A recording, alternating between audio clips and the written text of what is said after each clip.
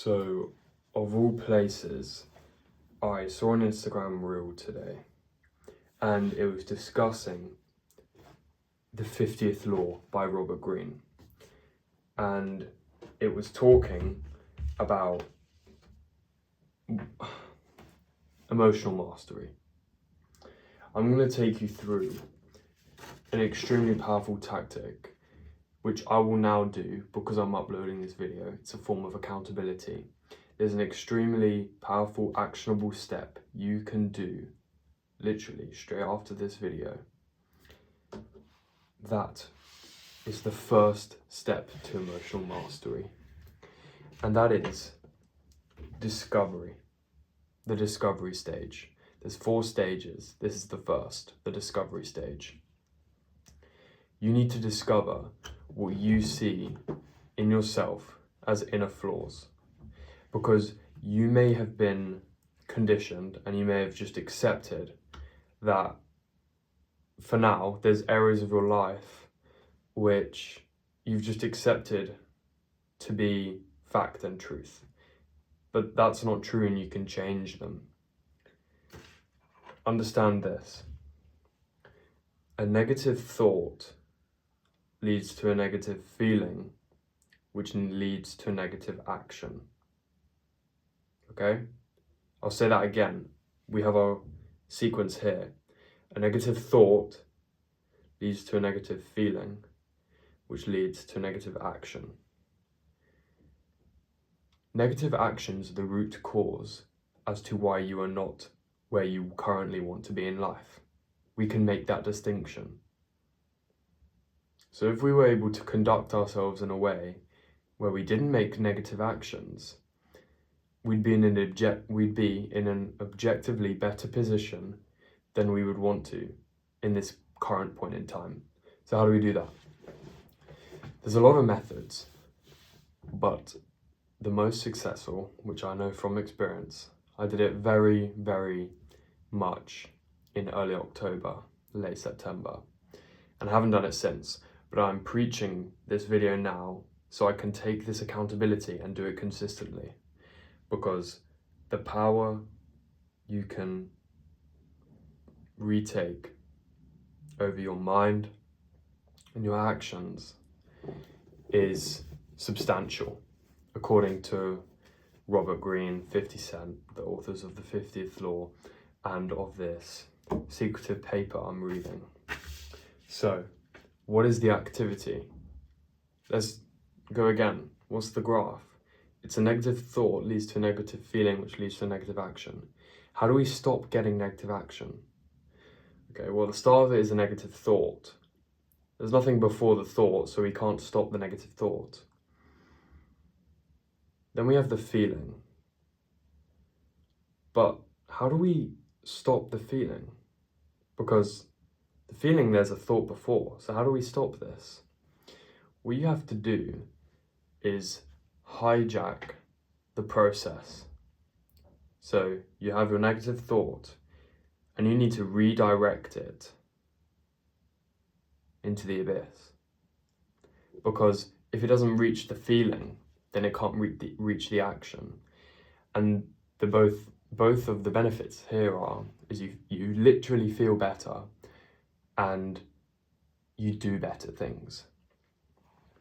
Okay, so what do?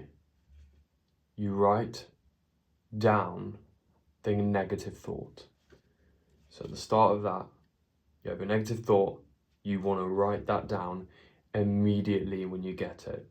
It needs to become compulsive. It needs to be impulsive. It needs to be instinctive. Okay, it's a thought, but you shouldn't apply any more thought about it.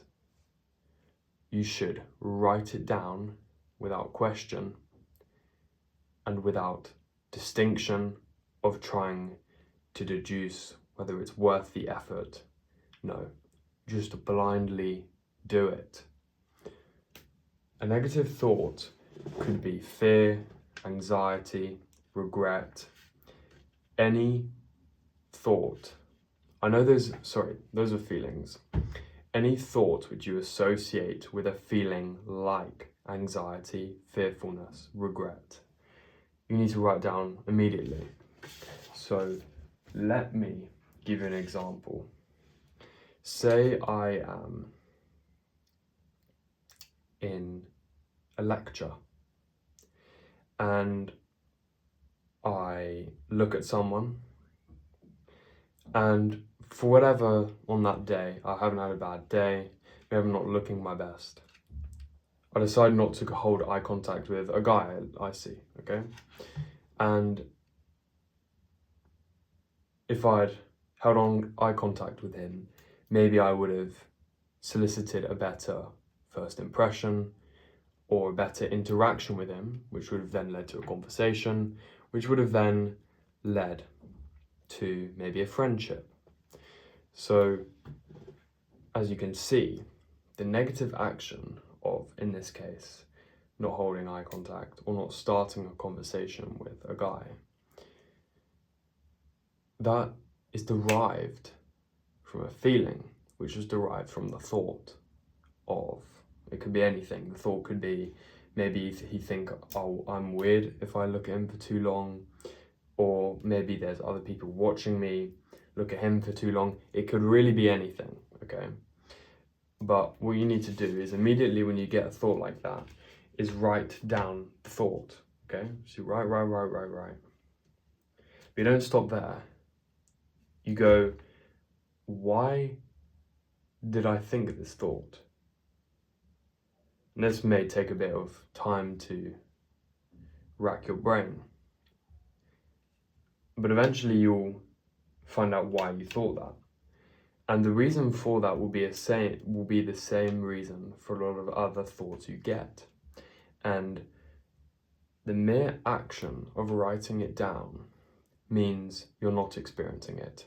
You've almost, stay with me here, you've almost psychologically offloaded that mental load and sort of expelled it, banished it from your brain onto a piece of paper.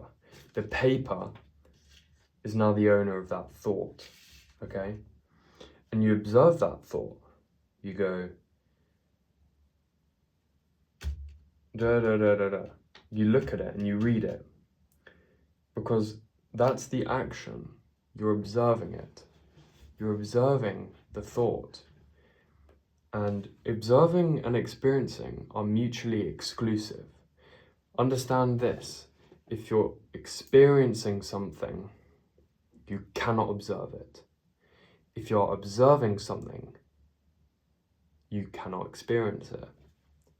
Do you understand? So now that I'm observing the thought, I'm no longer experiencing it, which means we break the chain that we had earlier of the thought, feeling, and action. Instead, it's thought, banish onto paper, and nothing happens. And the amazing thing about, my brain in general, is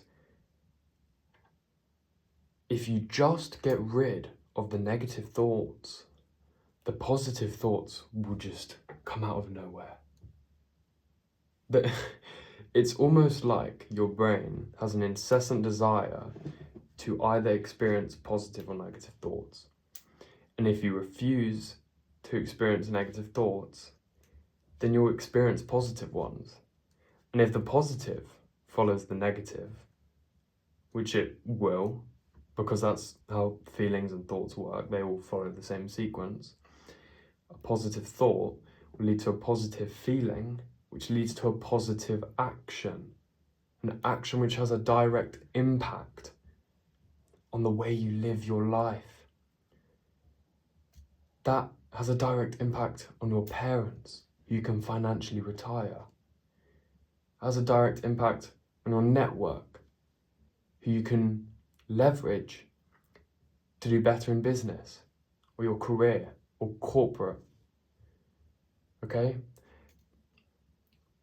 I am extremely new still to this concept, but nonetheless, I think I've only tapped into a fraction of its power and the change it could have on yours, on my, and hopefully your life.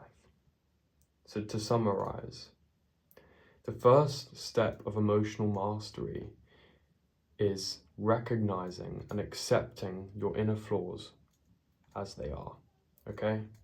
If you can't change how tall you are, why would you think of it any longer, okay? If you are annoyed that you're not tall enough, write down that you're not tall enough.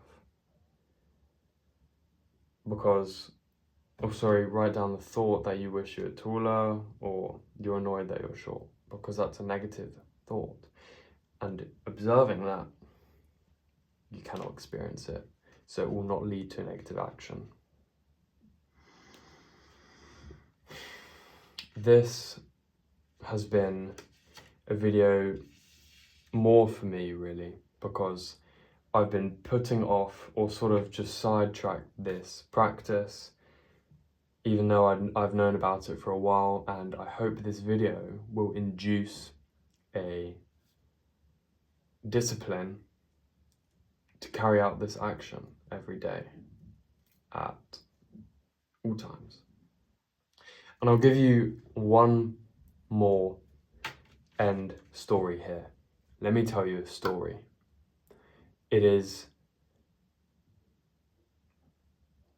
my first debating meetup with this debating society, okay?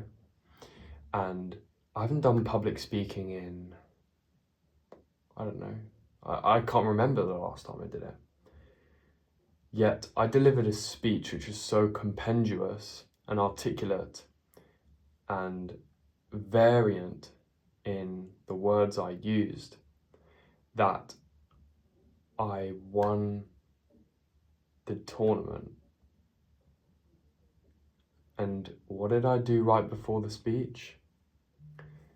I felt nervous, but I wrote down every motherfucking thought I got before that speech. And it had a direct impact on it. I remember that just now, that I think there's a video where I discussed this. It would have been early October, I think. But that is clear-cut evidence that this shit works and impacts you. I hope it does for you. Keep it up.